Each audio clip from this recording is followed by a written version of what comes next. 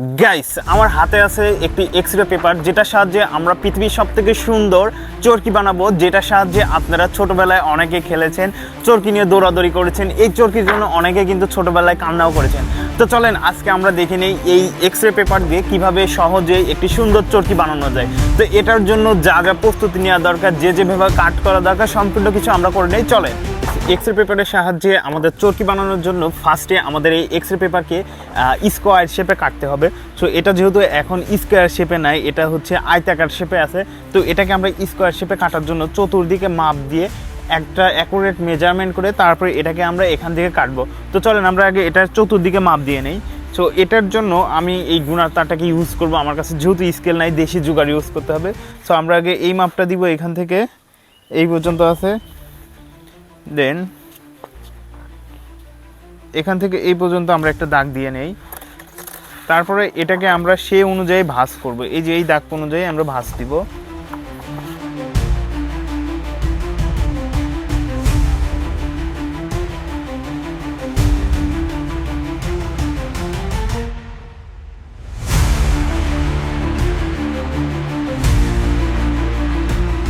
Guys, এটাকে দেখেন square শেপে ভাঁজ দেওয়ার পরে আমরা এখন এটাকে ধরে কাটবো।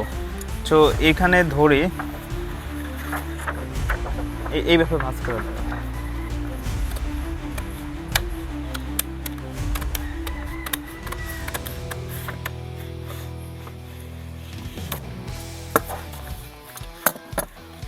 দেন আমাদের এখন মেইন কাজ যেটা, সেটা আমাদের এই চরকির শেপটাকে আনতে হবে। তো এটার জন্য আমাদের এটাকে এইভাবে ধরে একটা ভাঁজ দিতে হবে। এই যে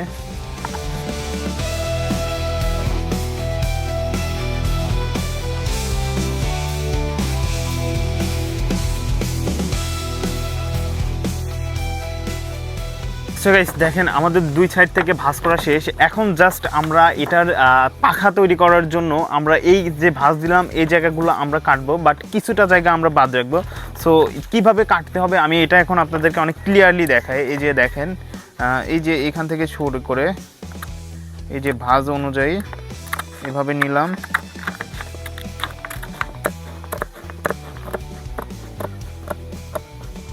সো এই পর্যন্ত কাটার পরে দেখেন এখানে আমি কিছুটা জায়গা বাদ রাখছি। এটা কেন বাদ রাখছি এটা পরবর্তীতে দেখাবো। সো এইভাবে আমরা সম্পূর্ণটা আগে কেটে নেই, মানে এই চারটা শেপ আগে আমরা কেটে নেই। সো এই যে আমরা এখানে কাটবো এবার।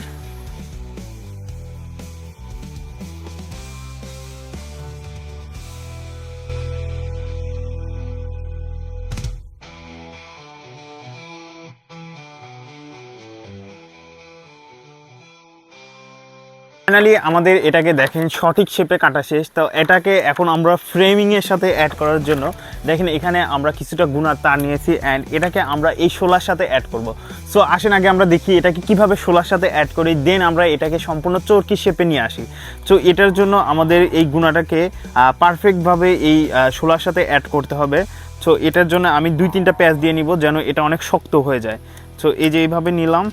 ফাইনালি এটার সাথে দেখেন এই গুণাটাকে অ্যাড করা শেষ। তো এখন আমরা কি করব, এই পাখাটাকে এই ফ্রেমের সাথে অ্যাড করার জন্য আমরা এই মাঝ বরাবর একটা ছিদ্র করব, এই যে এইখান দিয়ে।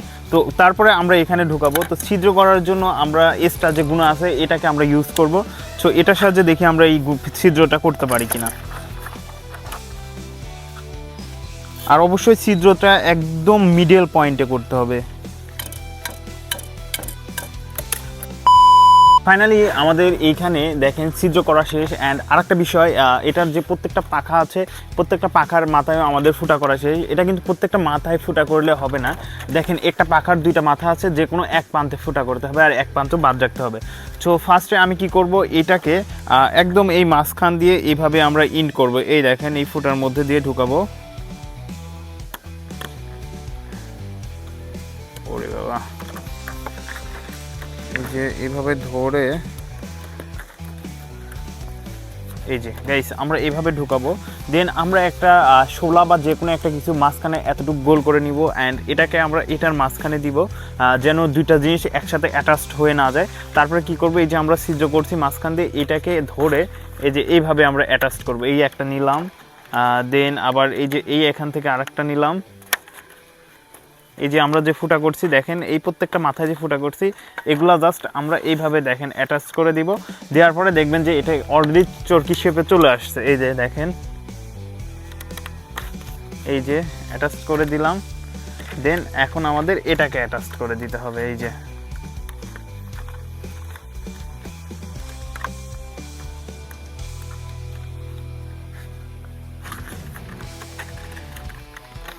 গাইস ফাইনালি দেখেন আমাদের প্রায় চরকি শেপটা চলে আসছে। সো এখন আমরা এর নিচে আমাদের আরেকটা জিনিস দিতে হতো, আমরা যেটা দিতে ভুলে গেছি। সো আমরা গিয়ে এটাকে অ্যাড করে নিই সেখানে।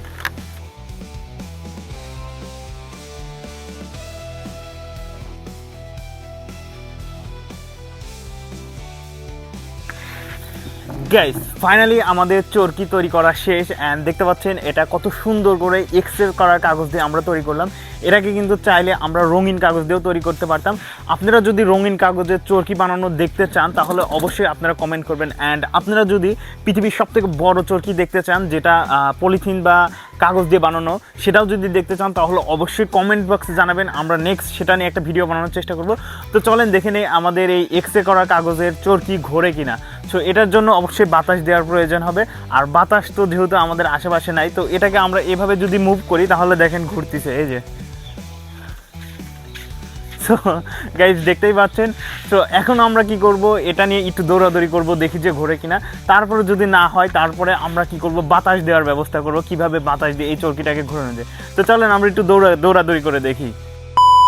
তো গাইস এখন আমরা এটা নিয়ে একটু দৌড় পারবো অ্যান্ড দৌড় পেরে দেখবো যে আসলে এই চরকিটা কেমনভাবে ঘোরে। তো এটার জন্য আমি এখন নাদিমের হাতে দিব চরকিটা, অ্যান্ড নাদিম এটা দৌড় পেরে দেখাবে। নাদিম এটা ধরো। ওকে নাও, ওকে আসো।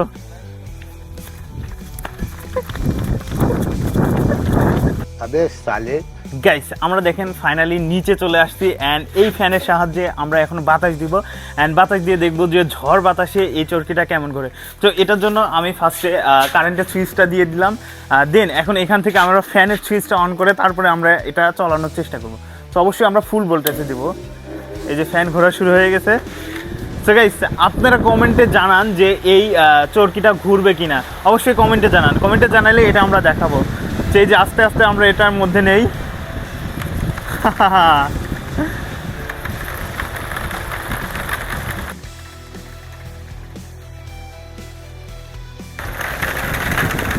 এটাকে যদি আমরা ফ্যানের কাছে নিয়ে যাই তাহলে দেখেন কত জোরে ঘুরতেছে।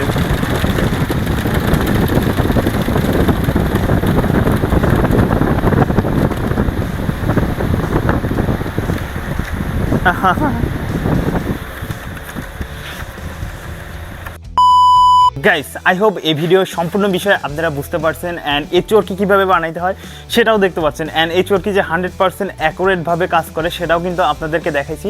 অ্যান্ড আমরা আরেকটা ভিডিও বানাতে যাচ্ছি পৃথিবীর সবথেকে বড় হোমমেড চরকি বানাবো। সো এটা যদি দেখতে চান অবশ্যই কমেন্ট বক্সে জানাবেন যে এটা নিয়ে আমরা একটা ভিডিও বানাবো কিনা। সো দেখা হচ্ছে নতুন কোনো ভিডিওতে। ততক্ষণে ভালো থাকবেন, সুস্থ থাকবেন। আল্লাহ হাফেজ।